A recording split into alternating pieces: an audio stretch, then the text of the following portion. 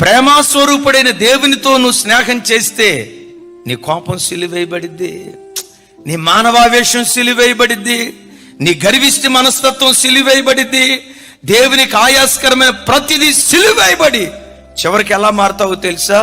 యేసుక్రీస్తు ఎట్టివాడో అట్టి జీవితం భూమి మీదే నీవు జీవించేటట్లుగా ఆ చెలిమి, ఆ సహవాసం.